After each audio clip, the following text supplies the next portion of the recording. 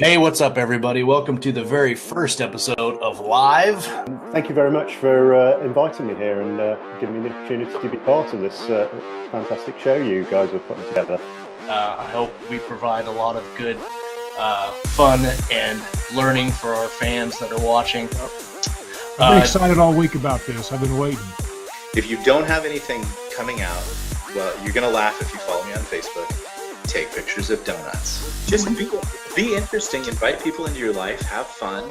And one of the things they said is we went back and asked all the old schoolers like James Patterson and Stephen King and Anne Rice, and we said, how did you guys build your audience before social media? And the answer that always came back is they engaged with every reader no matter what. They replied to every email or every letter. They met them wherever they were, and it is the personal touch at the end of the day. Do it. Let's do this thing. That actually spurred me on to want to go back, do more education, learn more about the process, learn all about storytelling, and not just how to tell a good story, but what engages a person into reading and why they share it later. So it's been a really cool process over the last, I'd say, 3.5 years. Because I think that's part of being a good editor is being a good educator. Because like I said earlier, we miss it. Our mind, we know what we meant to say. And so it'll fix it. I really disliked writing. It was not something I thought I was good at. It was not something that was my skill set. But I had a story that I thought of for a long time. And my wife encouraged me to write it, long story short. And so I started writing it, and 3.5 years, 4 years later, I started publishing them. I had 3 books written. 6 months later, I was earning more than my business was. And so since then, I've sold over 100,000 copies. I have 13 books out now, and I've eaten my words, so to speak. This is what I do in situations with characters. I ask myself a few questions, and I write out the answers. All right, what would they do if they sat on a porcupine? I know what I'd do. All right. Now, what? And would they they jump up? Would they kill it, or would they jump up, set it free? Yeah. Like truly, and it doesn't matter if there's scenarios in your story. How would they feel? How would they look at it? What I take from that is my characters were trying to teach me. We're trying to push through what the story was. And it's really like that. I learned this today from my characters. And I think that only happens when you've developed a character enough. And whether or not you translate that development is a different skill. And I'm still learning that.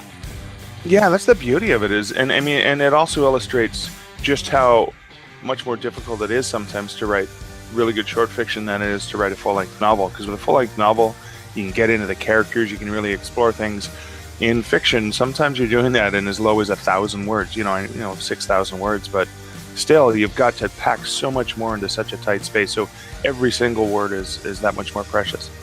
It's a fairly classic route for science fiction writers. We come up through the short stories, and I did the same thing. I went out when I was 26, I think it was, and bought a typewriter. There wasn't any word processors back then.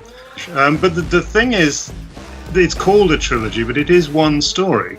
It is one story split into three parts, with hopefully fairly reasonable cliffhangers at the end of part 1 and 2. But I always consider them to be just one story. Hey, what's up, mediums? It's January 2nd, 2017. Welcome to the first episode of Season 2 here on Live.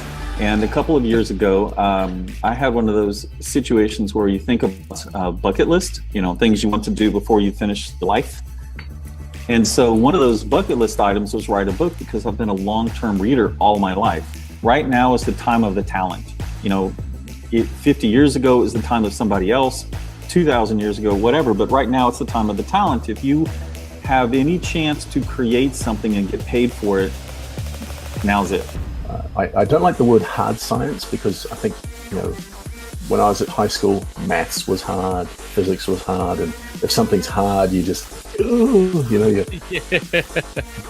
So I would call it more plausible science fiction, science fiction that is achievable. It also depends on the author's process too. Some authors, I have clients that want to argue with me about every shift in tense and every comma that I've moved. And I have authors that say, okay, here, fix it. Don't want to see it, and it's like, Really? You don't want to? No pressure. Hey, this was 75,000 words when you sent it at 69,000 now. Are you sure you don't want to see the changes I made? No, I'm sure it's good. Oh, man. That's a lot of trust. One of the standards on absolute right is respect your fellow writer. And I don't want to go crazy with this, but it really wasn't up to normal publishing standards. And I read about 20 pages of this thing and I said, what is this? I could do better than this. And my wife said, well, do it. And I started writing, and that turned into Outland. Thanks very much for having me, and aloha. It is approximately 6 a.m. here in Honolulu. So man. Don't mind my coffee IV. It's currently hooked up to several of my veins. So Terraria and Earth are probably the two main locations. TSS headquarters is located in Earth's moon. Yes, I do have all of the political conspiracy tie-in associated with that. Very cool. So essentially TSS agents are the men in black, if you want to think in those terms. I pulled a Battlestar Galactica with that. I took the F-bomb and I changed it into another word. You know, they had frack. Yeah. And I changed it to vac, like vacuum. Because, I mean, what's the worst thing that could happen to somebody who travels through space? Then that would be getting sucked unprotected into the vacuum. You know, maybe I would say to my old self, I give myself tips ahead of time, like, this is what you need to be doing. The whole thing of comedy coming from quite a dark place. My mum was really ill. She had cancer and she didn't have long left to live. And I was sitting next to her hospital bed and she was unconscious most of the time. And I just sat and daydreamed. And I was looking out the window and it was dark and I was looking at the stars. And these characters just basically popped into my head. And it was kind of several months after that I decided that I'm going to write this adventure for them. You know, if you think about leaving your day job, if you don't like your day job, which I didn't, many people love it, so awesome. But if you want to leave your day job, you have to think about what do you want to design your life to look at. And I was like, what do I love doing? Oh, I really love reading and I love traveling and I quite like writing and producing things. So why don't I become a writer and then I can travel around and my travels will be tax deductible. So. And I didn't know anything about the publishing industry. I wrote the book and then I discovered, I was also living in Australia, that the publishing industry, it would probably take 2 years for me to get that book published, even if I got accepted. And then the amount of money I would make would be tiny. And I was just like, I was not up for that. So this was before the iPhone, before the Kindle, before print on demand, as I said, before all the things we could do that we can do now. But even then, it was still better in my mind to go, self-published. Good morning. Welcome to season 3 of Live here on Keystroke Medium.